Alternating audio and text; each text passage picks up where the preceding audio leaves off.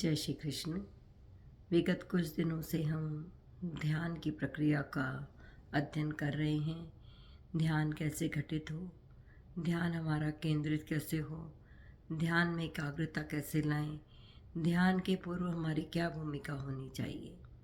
तो भूमिका के संदर्भ में हमने देखा कि हमारे भीतर ब्रह्म ज्ञान का सतत चिंतन भी होना परम आवश्यक है, क्योंकि जहाँ पर हमारा ध्यान घटित होता है उसके एक मंजिल हमें पता होना चाहिए कि हमें पहुंचना कहाँ है। क्योंकि अगर हम उसके बिना ज्ञान विहीन होकर के हम ध्यान करते हैं तो कुछ समय के उपरांत हमारा जो ध्यान के द्वारा जो परिणति थी, जो आनंद मिला, जो सुख मिला, वो हमसे पुनः खो जाता है। क्योंकि हमारे चित्त में भक्ति ज्ञान वैराग्य नहीं है। जो चित्त ज्ञान भक्ति ज्ञान और वैराग से युक्त है वहाँ पे आनंद की स्थिति होती है, और आनंद की प्राप्ति के लिए ही हम ध्यान की उस सीढ़ी का प्रयोग करते हैं जिसके द्वारा हम अपने स्वरूप को जान सकें। यही हमारा लक्ष्य होना चाहिए। स्ट्रेस मैनेजमेंट के लिए हम कहते हैं कि ध्यान है, मेडिटेशन है। हाँ, कुछ हद तक आप स्ट्रेस कम कर सकते हैं, परंतु परिस्थितियाँ तो बदलती रहती हैं। आपका स्ट्रेस परिस्थिति के अनुसार आता और जाता रहता है।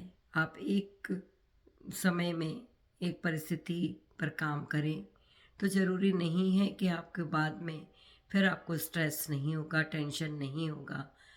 आज के कलयुग में जहाँ हम बैठे हैं वहाँ चारों ओर भौतिकतावाद है, चारों ओर एक दौड़ है, चकाचौंध है, जिसको पाने के लिए हर कोई व्यक्ति बेतहाशा दौड़ रहा है।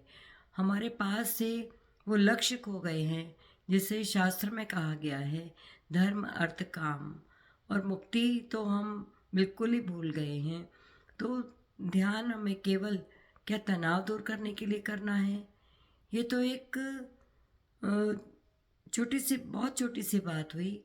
और अगर हमें वास्तव में अपने आप को ध्यानस्थ रखना है तो हमें अष्टांग योग साधना को समझना होगा। ये बहुत कठिन नहीं है, इसको हम तपस्या समझ लेते हैं और हम स्वाध्याय सत्संग सुमिरन से बहुत दूर एक बनावटी जीवन जीने लगते हैं। ये जो बाहर हम जीवन जी रहे हैं, यहाँ इसको तो कहा गया है कि यह मिथ्या जगत है, जैसा दिखाई दे रहा है वैसा नहीं है। तो सर्वप्रथम हमें इसको समझना होगा कि आखिर जगत क्या है और मैं ध्यान के द्वारा एकाग्रता को कैसे प्राप्त करूं। तो एकाग्रता कहाँ हो? हमारे लक्ष्य पर हो। जय श्री कृष्ण।